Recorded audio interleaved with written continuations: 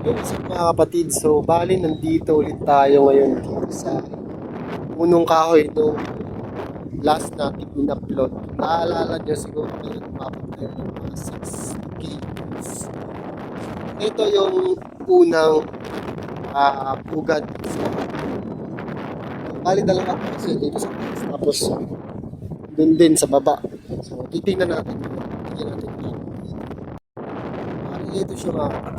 Yung dito sa taas, kung naalala nyo, ano pa lang yun, malapit na lumipad. Pero ngayon, wala na.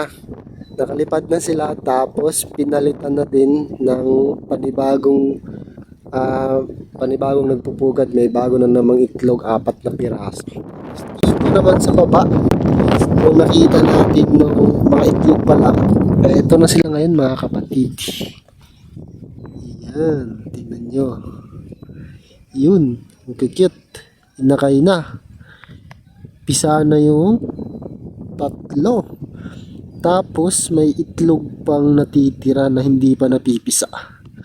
So ang cute niya mga kapatid. Siguro mga 3 days pa lang ito pisa. Kakapisa pa lang. Fresh na fresh pa. Wala pang mamalahi. So tara, iwan na natin. Kasi baka